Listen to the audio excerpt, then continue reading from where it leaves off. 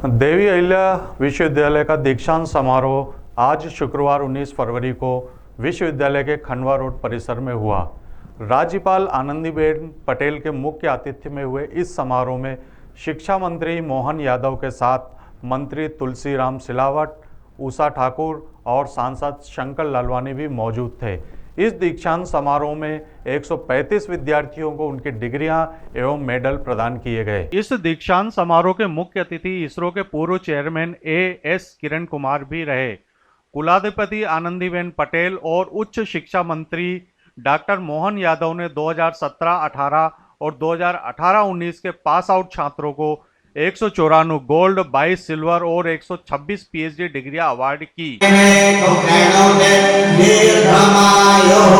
राज्यपाल एवं कुलाधिपति श्रीमती आनंदीबेन पटेल,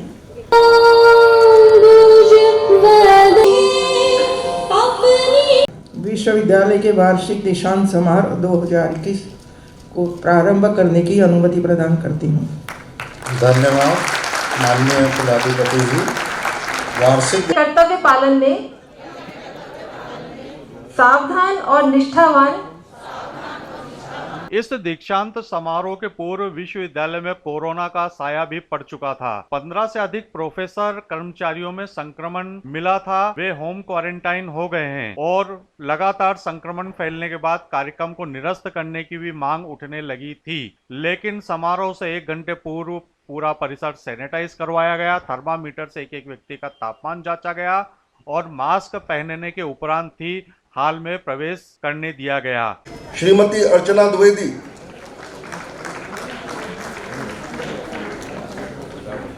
संगीता दुबे,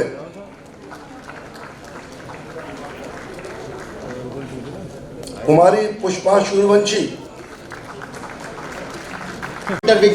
थोड़ी देर, एक आध घंटा, शाम को 1 घंटा बस। हाँ। श्री नितिन नागर कंप्यूटर के विद्यार्थी हैं। कीर्ति मकवाने, अरे मैडम हाँ ठीक है सर। राज्यपाल आनंदीबेन पटेल के आने के बाद स्टेज पर उनका स्वागत किया गया। इसके बाद दीप प्रज्वलन कर कार्यक्रम की शुरुआत हुई।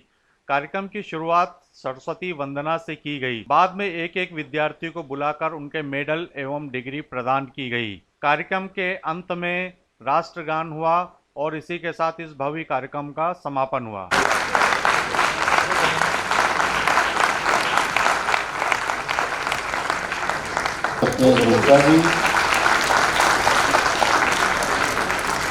हार्दिक अभिनंदन और स्वागत करती हूँ।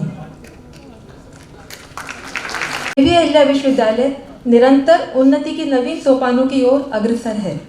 इस विश्वविद्यालय ने उच्च शिक्षा के क्षेत्र में अपनी गुणवत्ता व उसकी सार्थकता के द्वारा देश विदेश में अपनी विशेष पहचान स्थापित की है। अभी हमारे उच्च शिक्षा मंत्री ने बताया और हमारी नई शिक्षा नीति में भी है कि 2030 तक हमारे भारत के युवा 50% ग्रेजुएट हो, एमए हो, मतलब उच्च शिक्षा प्राप्त करें, हायर एजुकेशन प्राप्त करें। लेकिन हमें ये पहले सोचना पड़ेगा कि हमारे छोटे छोटे बच्चे 100% पहली कक्षा में दाखिल हो गए, तब धीरे धीरे जाकर 50% तक हम पहुंचेंगे। आज तो स्थिति ऐसी है, बच्चे आते कितने हैं, कितने चले जाते हैं, 7वीं कक्षा तक कितने बच्चे पहुंचे, इसका कोई हिसाब किताब ही नहीं हो रहा। ये नई शिक्षा नीति आई है, आपने भी इसका अभ्यास किया होगा। नई शिक्षा नीति में ये सभी बातों का सम्मेलन है। इसमें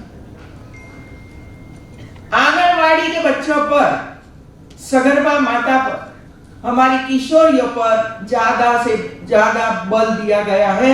इसमें नई शिक्षा नीति में हमें यह प्रयास करना पड़ेगा और यूनिवर्सिटी भी, कॉलेज भी इसके साथ जुड़ना पड़ेगा कि हमारी जो 3 साल से 6 साल की उम्र के बच्चे जो है वो कुपोषित है तो उसके लिए प्रयास करें, हमारी किशोरियां कुपोषित है तो उसके लिए प्रयास करें, हमारी प्रेग्नेंट वुमन है जिसको 5,000 रुपया मिलता है, वो मिला तो है लेकिन यूज होता है कि नहीं होता है उसका कोई पता नहीं है हमारे पास। हमने तो दे दिया, इसका परिणाम मिला कि नहीं मिला। अरबों रुपया का खर्च होता है, लेकिन जो उद्देश्य से वो दिया जाता है वो उद्देश्य फलीभूत हुआ कि नहीं हुआ ये हम नहीं देखते हैं।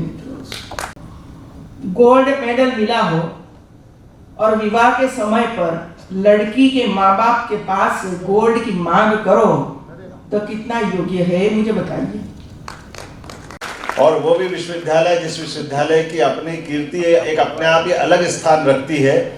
ग्रेजुएशन में भी A+ अगर हमारी पूरे प्रदेश की कोई यूनिवर्सिटी है तो वो देवी अहिल्या विश्वविद्यालय है।